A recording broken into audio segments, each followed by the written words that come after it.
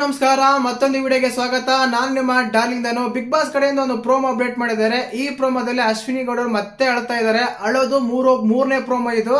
ಮೊದಲೇ ದಿನ ಗಿಲ್ಲಿ ಏನೋ ಮಾಡ್ದ ಅಂತ ಅಳ್ತಾ ಇದ್ರು, ಅದಾದ್ಮೇಲೆ ರಘು ಬೈದರ್ ಅಂತ ಅಳ್ತಾ ಇದ್ರು. ಈಗ ಅವರೇ ಸ್ಟ್ಯಾಂಡ್ ತಗೊಂಡು ಅವರೇ ಅಳ್ತಾ ಇದ್ದಾರೆ. ಕಾರಣ ಏನಂದ್ರೆ ಊಟ ಬಿಟ್ಟಿದಾರಂತೆ 2 ದಿನದಿಂದ.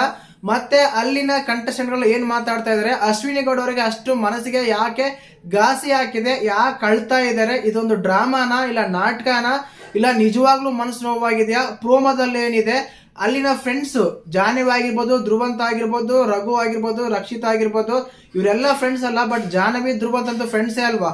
ಅವ್ರು ಏನ್ ಮಾತಾಡ್ತಾ ಇದಾರೆ, ಅಶ್ವಿನಿ ಗೌಡ ಈ ಸ್ಟ್ರಾಟಜಿ ಯಾಕೆ ಮಾಡ್ತಾರೆ ಅಂತೆಲ್ಲ ಮಾತಾಡೋಣ. ದಯವಿಟ್ಟು ಚಾನಲ್ ಯಾರು ಹೊಸ ನೋಡ್ತಿದ್ರೆ ಮಿಸ್ ಮಾಡಿ ಸಬ್ಸ್ಕ್ರೈಬ್ ಮಾಡಿ, ಲೈಕ್ ಮಾಡಿ, ಶೇರ್ ಮಾಡಿ.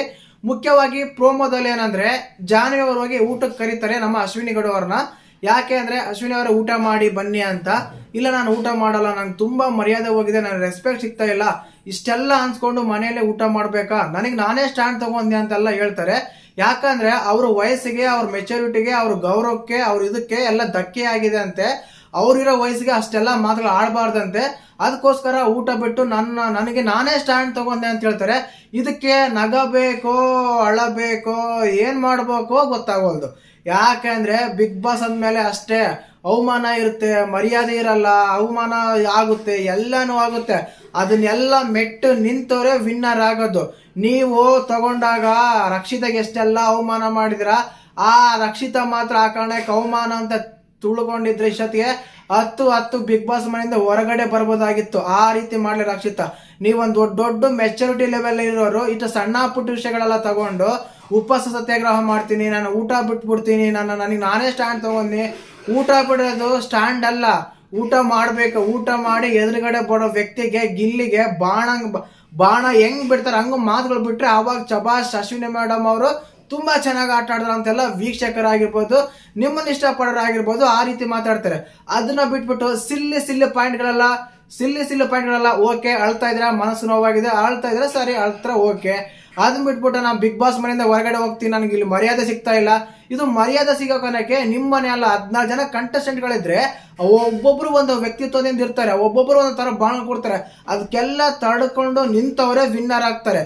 ಅದು ಕೆಪಾಸಿಟಿ ಬೇಕು. ಅದು ಕೆಪಾಸಿಟಿ ನಿಮ್ಗೆ ಇದೆ, ಇಷ್ಟು ದಿನಗಳ ಆಟ ಆಡಿದ್ರ.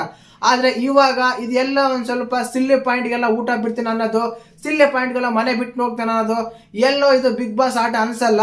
ಯಾಕಂದ್ರೆ ನಿಮ್ಮಷ್ಟೇ ಟ್ರಿಗರ್ ಮಾಡ್ತಾರೆ. ನೀವು ಅಷ್ಟೇ ಅವಮಾನ ಮಾಡಿದ್ರ, ನೀವು ಅಷ್ಟೇ ಅವಮಾನ ಮಾಡಿ ತಗೊಂಡಿದ್ರೆ ಅಲ್ಲಿನ ಕಂಟೆಸ್ಟೆಂಟ್ಗಳು ಬೇರೆ ತಗೊಂಡಾಗ ಎಷ್ಟೆಲ್ಲ ಅಂದಿಲ್ಲ. ನೀವು ಗಿಲ್ಲಿಗೆ ಅಂದಿದ್ರ, ಕಾವ್ಯಗೆ ಅಂದಿದ್ರ, ರಕ್ಷಿತಾಗೆ ಅಂದಿದ್ರ, ಅವ್ರು ಆ ರೀತಿ ಎಲ್ಲ ತಗೊಂಡಿಲ್ಲ ಪರ್ಸನಲ್ ಆಗಿ. ಅದನ್ನ ಬಿಟ್ಬಿಟ್ಟು ನನಗೆ ಪರ್ಸನಲ್ ಆಗಿ ನನ್ನ ವಯಸ್ಸಿಗೆ, ನನ್ನ ಮೆಚುರಿಟಿಗೆ, ನನ್ನ ಗೌರವಕ್ಕೆ ನನಗೆಲ್ಲ ಧಕ್ಕೆ ಆಗಿದೆ, ನಾನು ಊಟ ಮಾಡಲ್ಲ ಅಂತೆ. ನೋಡೋ ಪ್ರೇಕ್ಷಕರಿಗೆ, ನೋಡೋ ವೀಕ್ಷಕರಿಗೆ ಏನಿಸುತ್ತೆ, ಇದು ಹೊಸ ಡ್ರಾಮಾನ, ಇದು ಹೊಸ ನಾಟಕನ ಅಂತ ಅನ್ಸುತ್ತೆ. ಯಾಕೆ ಅಂದ್ರೆ ನೀವು ಗಿಲ್ಲಿಗೆ ಎಷ್ಟೆಲ್ಲ ಬೈತೀರ, ಹೋಗಲ್ಲೋ ಕುತ್ಕೊಳ್ಳೋ, ನಿಂಗೆ ಇಷ್ಟು ಮರ್ಯಾದೆ ಕೊಡೋದೇ ಹೆಚ್ಚು, ನಿನ್ಗೆ ಮರ್ಯಾದೆ ಕೊಡಬಾರ್ದು ಅಂತೀರ, ನಿನ್ ಯೋಗ್ಯತೆಗೆ ಇಷ್ಟು ಅಂತೀರ, ಬಕೆಟು ಅಂತೀರ, ಫ್ರೀ ಪ್ರಾಡಕ್ಟು ಅಂತೀರ, ಆ ಸ್ಲಮ್ ಏರಿಯಾ ಅಂತೀರ, ಎಸ್ ಗೇಟಗಿರಿ ಅಂತೀರ, ಏನ ಕಾಟೋನು ಅಂತೀರ, ಸಡೆ ಅಂತೀರ. ಇವೆಲ್ಲ ಪದಗಳೆಲ್ಲ ಇರ್ತವೆ. ನೀವು ಮಾತಾಡ್ಬೇಕಾದ್ರೆ ನೋಣ ಅಂತ ಬೇರೆ ಯೂಸ್ ಮಾಡ್ತೀರ. ಆ ಟೈಮಲ್ಲಿ ನೀವು ಅಲ್ಲಿ ಪಕ್ಕದಲ್ಲಿ ಇರ್ತೀರ, ಅದು ಕೂಡ ಮಾತಾಡಲ್ಲ. ಇವೆಲ್ಲ ಬೇರೆಯವರಿಗೆ ನೀವು ಯಾವ ರೀತಿ ಎಲ್ಲ ಮಾತುಗಳೆಲ್ಲ ಕೊಟ್ಟಿರ್ತೀರೋ ಆ ರೀತಿಯಾಗಿ ಗಿಲ್ಲಿ ಮಾತುಗಳು ಕೊಟ್ಟಿದ್ದಾನೆ.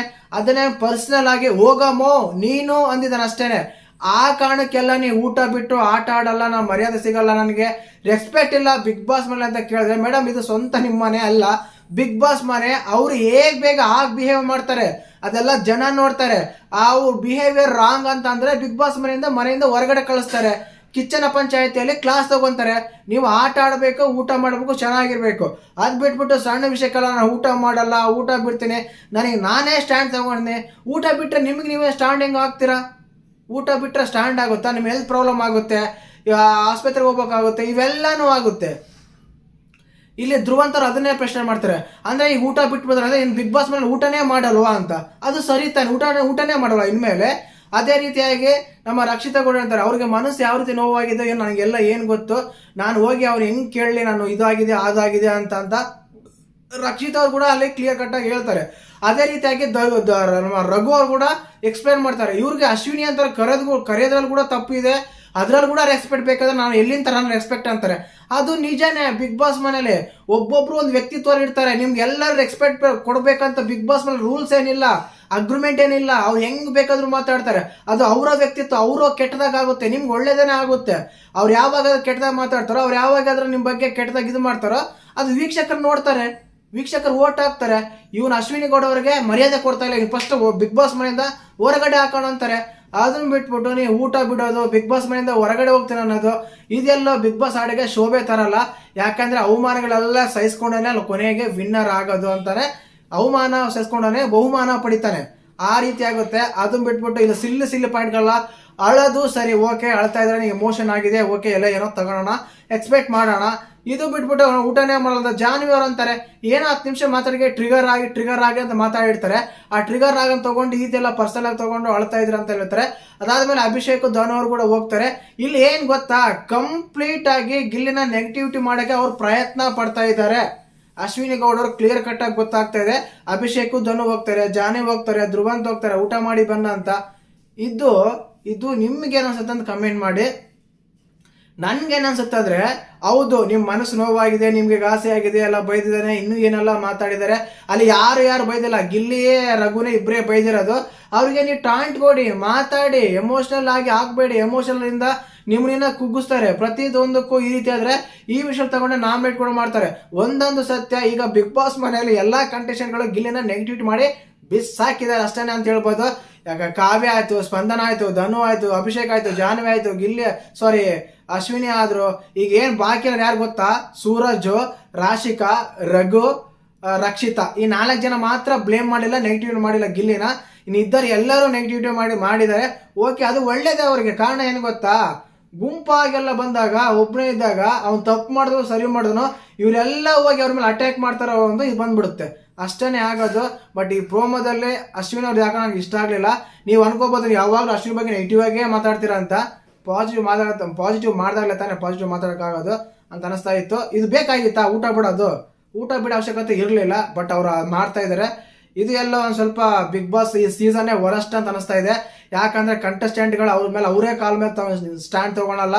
ಅದನ್ನ ಬಿಟ್ಬಿಟ್ಟು ಇವನ ಊಟ ಬಿಡ್ತಾನೆ ಸ್ಟ್ಯಾಂಡ್ ತಗೊಂಡಿದ್ದಾರೆ ಅಂತೆ. ಈ ಯಾಲಕ್ಕೂ ಸ್ಟ್ಯಾಂಡ್ ನನಗೆ ಅರ್ಥನೇ ಆಗಲಿಲ್ಲ. ಮತ್ತು ನಿಮಗೆ ಪ್ರೋಮೋ ನೋಡಿದಾಗ ಅಶ್ವಿನ್ ಅವ್ರು ಈ ರೀತಿ ಮಾಡಿದಾಗ ಏನು ಅನ್ಸಂತ ಕಮೆಂಟ್ ಮಾಡಿ, ವಿಡಿಯೋ ಲೈಕ್ ಮಾಡಿ, ಶೇರ್ ಮಾಡಿ, ಸಬ್ಸ್ಕ್ರೈಬ್ ಮಾಡಿ.